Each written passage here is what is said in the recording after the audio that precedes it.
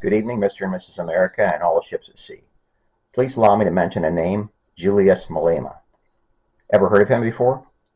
Some hearing this will know who this is. Others probably will not. Well, let me fill you in on perhaps the most evil, murderous demon alive at this very moment, the demon named Julius Malema. Did anyone take notice of South Africa President Cyril Ramaphosa's visit to the United States last week with members of his staff and two bribed white South African citizens? If you do and are like me, you delighted in Donald Trump blindsiding them with video evidence of the current murders and atrocities being committed against white citizens in that country. All while Ramaphosa and staffers looked bewildered that they had been busted on live TV for their crimes that they had been committing for decades now. Crimes that would have made Pol Pot, Theodore Mbasoga, and Adolf Hitler proud. In case you might not have noticed, ever since the white ruling class in South Africa and its apartheid policies were fully demonized and made out to be satanic in the 1990s, whites living in that nation since the 1600s have now been blamed for everything but world hunger and are being outright slaughtered at an alarming rates, all while most nations in the lamestream press corps sit idly by and sweep it all under the rug. Never mind the white settlers from Holland, UK, and other parts of Europe brought modern agricultural science and methods to South Africa, along with banking, industry, and basically every other modern amenity that they currently enjoy as the nations rose to become the most prosperous on the African continent. Yet we have Julius Malema running around and shouting, "Kill the Boer, kill the farmer," and filled to the brim soccer stadiums cheer with the glee of giddy teenagers. Also worth noting is the nation of Zimbabwe just north of South Africa. They went through the whole kill whitey, seizes farmland thing in the 1980s and 1990s. You know, people of European ancestry are to blame for everything, are they not? Funny how things turn, though. After they abolished white farm ownership and slaughtered the innocents, hyperinflation set in like a rampant cancer. Their money is worth nothing to this day. You know how gross domestic product influences the valuation of a nation's monetary currency on the world exchanges? Well, once they sent their chief source of gross domestic production packing into their graves, the GDP took a steep nosedive. Well, suffice it to say, now Zimbabwe is begging whites to return and begin farming again. Good luck convincing previously slaughtered peoples to return to that racist hellhole. Back on the topic of the White House meeting last week. Yes, Trump showed videos of Malema and his army of minions swearing, "Kill the Boer, kill the farmer," and actually slaughtering them to the South African president and his staff members in the White House, all while they sat silently by and said basically nothing. What could they say? The jig was up. They thought they were hiding their murderous practices and policies from the rest of the world. Little did they know that Elon Musk, Winston Sterzel, and myriad other South African refugees residing in the United States have made us highly aware of the crimes being committed over there.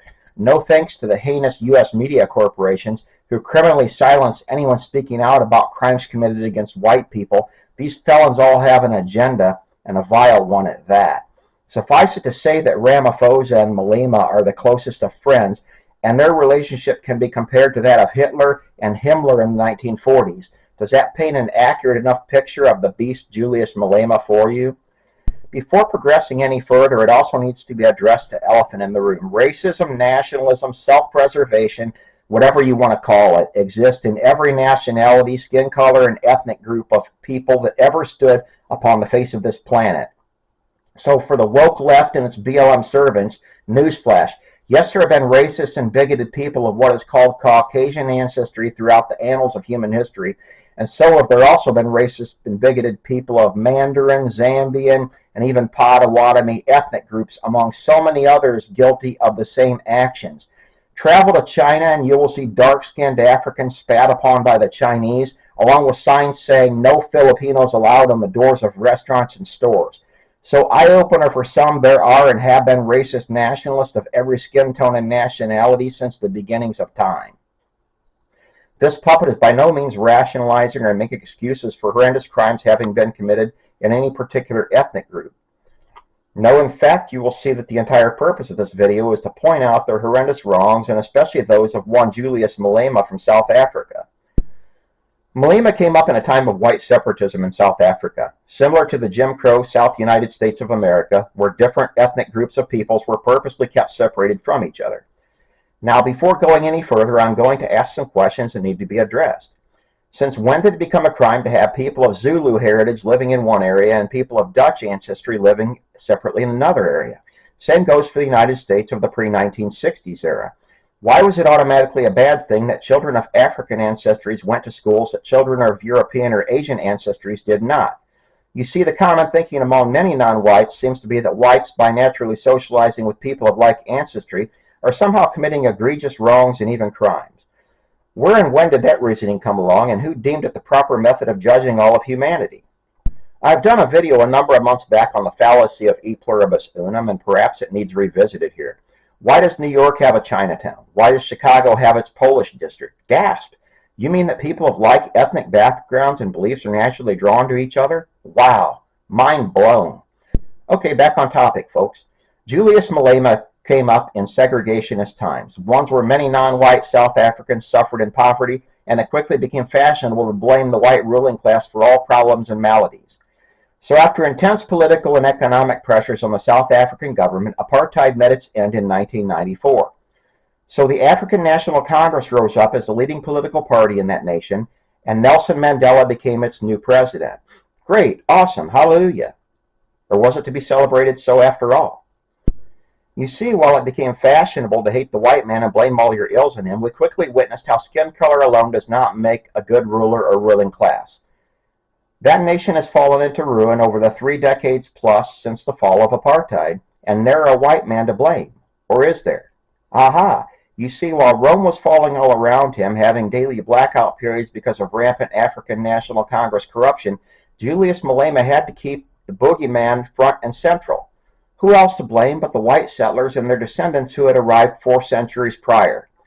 You know, the ones who brought great advancements in civilization to a previously uncivilized land? Yep, kill Whitey. And that has been the central message of Julius Malema for decades now, along with actually inciting his fellow non-white South African citizens to act out with grave violence and brutality against white South Africans, particularly the farmers. In fact, Cyril Ramaphosa's filthy regime has done nothing to censor or even stop Malema and his army of murderers. In fact, they have tacitly encouraged it, all while acting like they had no means of stopping it. Viewers, whites are being brutally slaughtered like farm animals daily in South Africa, their land seized, and the government has encouraged it and backed it to the full force of their failure to act against Malema and his demons. In fact, Donald Trump is now doing something that should have been done long ago by Bush Jr. or Barry Soetoro.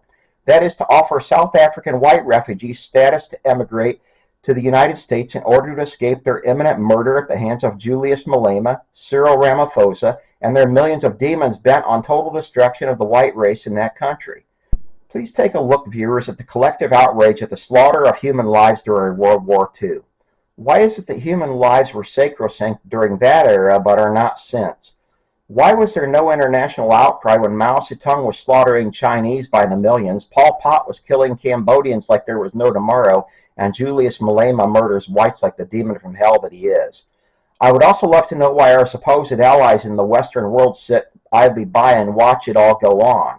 President Trump did the right thing in exposing these atrocities at the White House. Now it is time to hold criminals accountable. Where are the war tribunals that resulted in the hanging of the Nazi war criminals of times past? Were Jewish lives somehow much more valuable than those of Asian, African, or European citizens of non-Jewish ancestries? You see, there is a lot of myths in the world right now, folks, and the dead silence by the media and world leaders on the slaughter of the innocents in South Africa is sickening, to say the least. My hope is that President Trump follows through and makes Ramaphosa and Malema pay in some way for their crimes. We already know that no other governments in this world will at this time. Good night, my loyal viewers, and sleep well.